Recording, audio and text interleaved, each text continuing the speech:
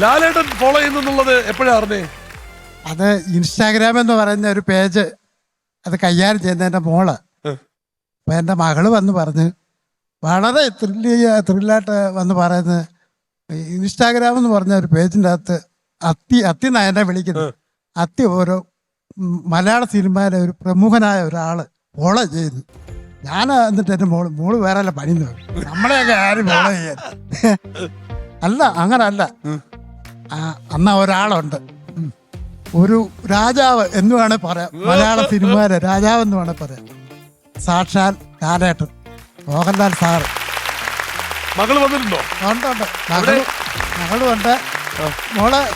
ഒരു കൈഡി കൊടുത്തേ. മോളല്ലേ ഇതെല്ലാം മാനേജ് ചെയ്യുന്നേ? ശരിക്കും എൻ്റെ മകനാണ് ഇതിൻ്റെ അകത്ത് എന്നെ ഇതിൻ്റെ അകത്ത് കൊണ്ടുവന്നു. എന്നിട്ട് ഞാൻ അവനെ നിരുത്സാഹപ്പെടുത്തുകയായിരുന്നു, എന്നെ ഇതിൻ്റെ അകത്ത് ഒഴിവാക്കണം. ഒന്നാമത്തെ കാര്യം എനിക്ക് പറ്റി അറിവില്ല എന്നുള്ളതാണ് സത്യം. കാരണം ഞാൻ അങ്ങനെ മൊബൈൽ ഫോൺ ഉപയോഗിക്കുന്ന ഒരാളും. ഇതിനെല്ലാം കാരണഭൂതനായ സർവശക്തന്റെ അനുഗ്രഹവും പിന്നെ ഈ വലിയൊരു ചാനൽ, പിന്നെ ഈ കൈപുണ്യവും അത് പറയണ്ടേ. വലിയ പ്രൊഫഷണലായിട്ട് പഠിച്ച ഒരു വ്യക്തിയൊന്നുമല്ല ഞാൻ. തീർച്ചയായും ഞാൻ പറഞ്ഞല്ലോ, വളരെ സിമ്പിൾ ആയിട്ടാണ് അദ്ദേഹം പറയുന്നത്. പക്ഷേ ഫോളോവേഴ്സിന്റെ എണ്ണവും കാര്യങ്ങളും ഒക്കെ നോക്കുമ്പോ വേറെ. മകനെവിടെ? ആ വീഡിയോ എടുത്തോണ്ടി ഇതും കണ്ടന്റ് ആക്കിയ നീ.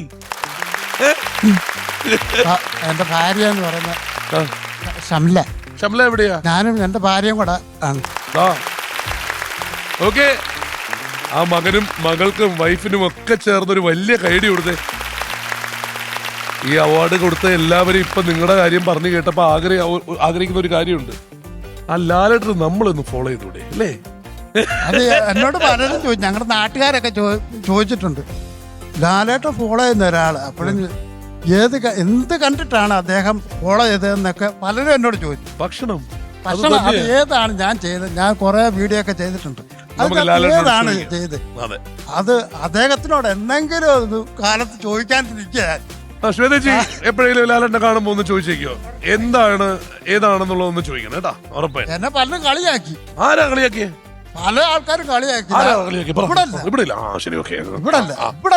പല ആൾക്കാരും. സാരം ഇദ്ദേഹം ഒന്നും അറിയാമല്ലോ, ലാൽ സാർ എന്ന് പറഞ്ഞാൽ വലിയ എന്നെ പോലെ, ഞാൻ ചങ്ങനാശ്ശേരി പായപ്പാട് താമസിക്കുന്ന ആളാണ്. എന്നെ പോലുള്ള ആളെ ഫോളോ ചെയ്യണമെങ്കിൽ എന്ത് കണ്ടിട്ടാ നിങ്ങളെ ഫോളോ ചെയ്യുന്നത്? നമ്മളത് കണ്ടുപിടിക്കും ഉറപ്പായിട്ടും.